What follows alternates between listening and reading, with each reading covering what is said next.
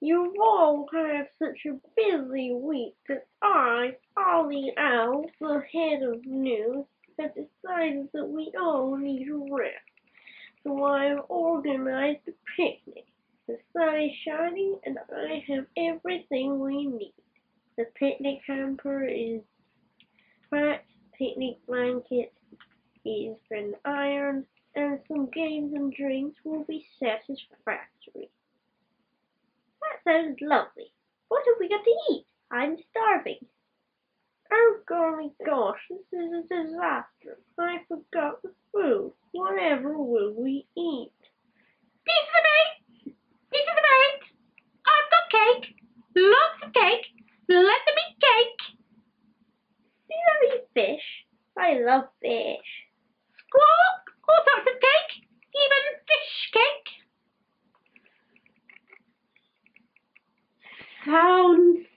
Sounds good.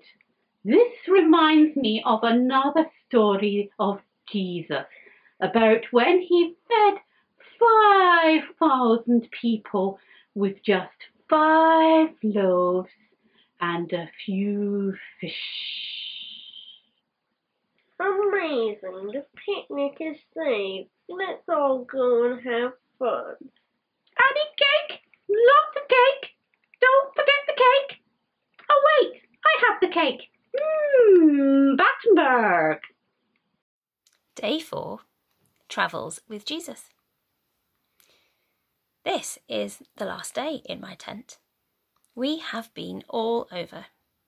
We've been to the cold Antarctic and heard about waiting. We've been to the hot desert and been tested or challenged. We've been to the sea and found out about trusting Jesus. Today, there is a solution to a problem, but a surprise solution. Not what people might have expected. So before I tell you where my tent is, I'm going to show you my picnic blanket. And I'm going to read to you from John chapter 6, verse 1 to 14, about a picnic that Jesus was at, with a twist. Jesus and his friends, and thousands of people, had spent the day in the middle of nowhere, with Jesus telling them the best way to live and sharing with them and helping them. Jesus' friends were worried though, because it was getting to be dark and there wasn't anywhere to get food. They went to Jesus and Jesus said, "Don't worry. The people here need to hear what I'm saying more than they need food, because what I'm saying is going to help them forever." He sent his friends off round the people to see if they had any food to share. Everyone said no, until this young boy said, "Well, I don't have very much, but I do have a few loaves and fish." The friends took him off to Jesus, and the little boy gave it to him and said, "I'm not sure it's enough." But Jesus knew it was enough. Jesus was so happy that this little boy had given everything he had, even though he didn't think it was much. Jesus took the bread and the fish, and he said his special thank you blessing prayer over it. And as he did so, there was just more and more and more, until there was enough to feed everybody and have leftovers. Everybody looked at Jesus and realized that he truly was God's son, that no one else could possibly have done that. That was the unexpected twist.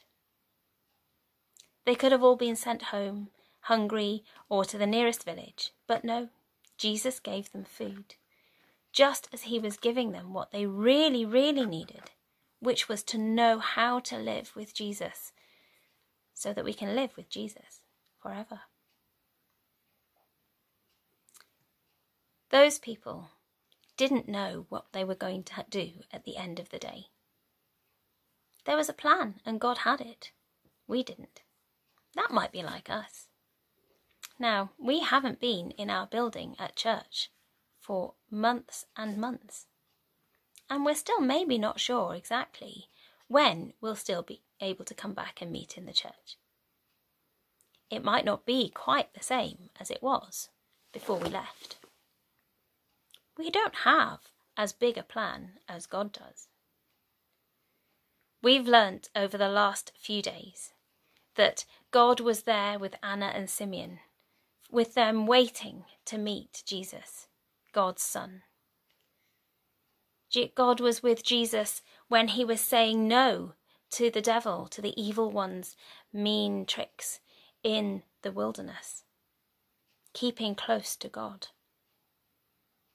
Peter learnt that if he kept his eyes fixed on Jesus, he could trust him to keep him safe. He didn't need to be worried by the things around him in the world. He could just look at Jesus, and that trust and faith would take care of him. And now, at the picnic, Jesus is giving those people everything they need. Those are the things that we all have too. Isn't Jesus amazing?